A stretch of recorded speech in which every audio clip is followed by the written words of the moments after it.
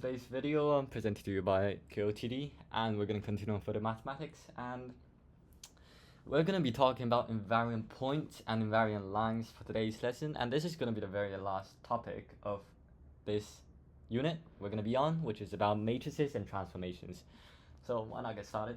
First of all, we're going to talk about invariant points, of course. So what are invariant points? Invariant points are points that reflect themselves after a transformation. So from this example, we can see A, B, C, D is the transformation, and X, Y is the vector we're applying to. And essentially, we just end up at the same point, which is X, Y, after the transformation. I'm not going to give you an example here. Later on, we're going to give you more examples after I talk about invariant lines. But then here's one thing you need to know. For 0, 0, which is at the origin, no matter what matrix you apply to, it always ends up at 0, 0. Because if you do the vector, the matrix multiplication, which we talked about second video, you essentially just end up in 0, 0, because you multiply anything with 0, you still end up with 0. And this tells us that 0 is an invariant line of no matter what matrix. And now we're going to get on with invariant lines. So invariant lines. If you've never heard of this before, you're probably going to say invariant lines just formed by a bunch of invariant points together. I mean, actually that is not the case. Invariant lines are lines formed by points that reflect to the same line after a transformation. That might seem really confusing, but I'm going to give you a good example. So that's B and that's D. And together they form an invisible line because there is really no physical line over there, solid one. And we're going to assume they're perpendicular to the x-axis, which means they got a good number. And if we are going to reflect them over a scale factor across the x-axis, we can see D will end up somewhere over here, and B will end up somewhere over here. And together, the 4 points, including the original one and the post-transformation one, they form a straight line. I'm not really drawing a good straight line, but then, they're forming a straight line. So this tells us that this exact line they're on is an invariant line. And a very good not invariant line example would be this. So we still have B here and D here. And if we're going to do a rotation, like 90 degrees, perhaps B is going to end up here, and D is going to end up here. And we can see they form a edge, and they turn, but then not really a straight line. I mean, if you can't see, you can probably tell this is not a straight line. So, therefore, BD across a rotation of 90 degree matrix does not give an invariant line. Okay, I mean, that's pretty straightforward. Now we're going to do some examples. So, let's see.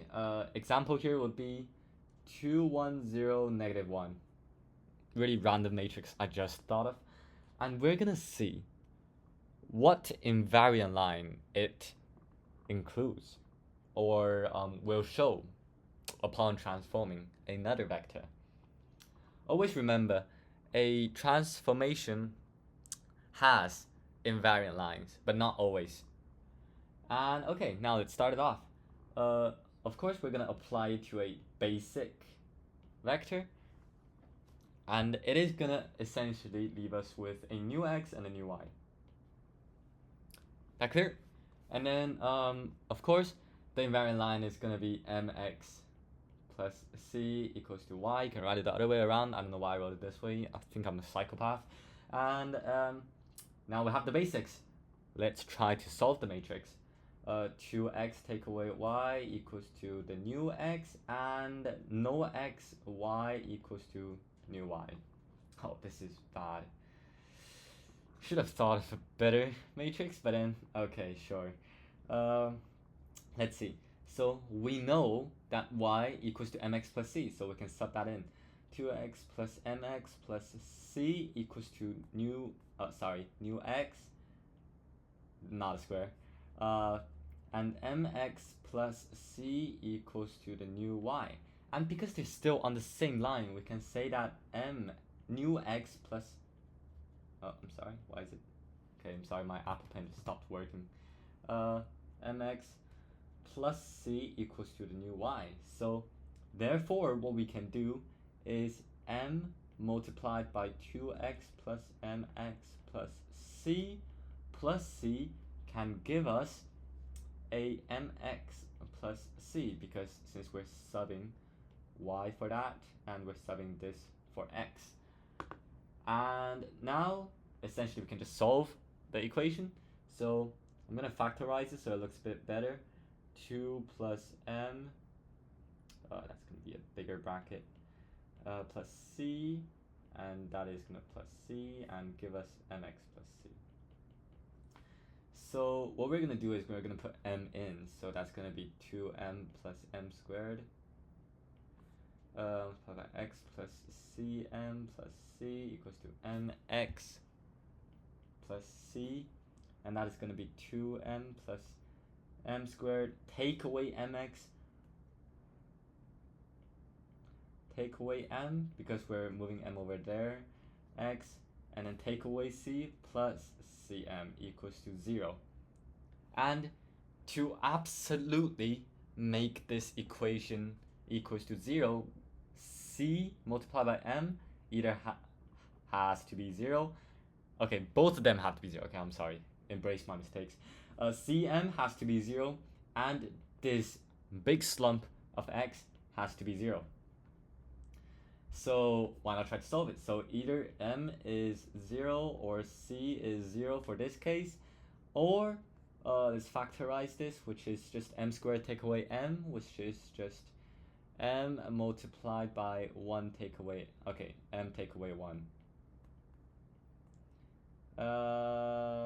Sorry, that's m squared plus m, okay, sorry, m multiplied by m plus 1.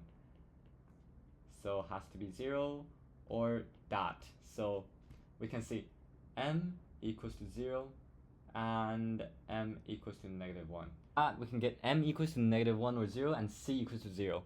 So from that we can get m equals to -1 and c equals to 0. Because if m were to equal to 0, then it would be the origin point, because it will be a 0, 0.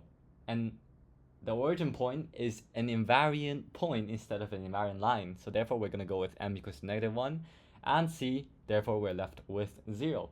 So the ultimate answer will be y equals to -x as the invariant line for the matrix we've mentioned. And thank you for watching. Hope you liked the video. Leave a subscribe and perhaps comment something you think the video could have done better at. And see you next lesson, where we're going to start with a new unit. I think it's about series and induction. It's a really hard topic, so make sure you catch up with all the videos.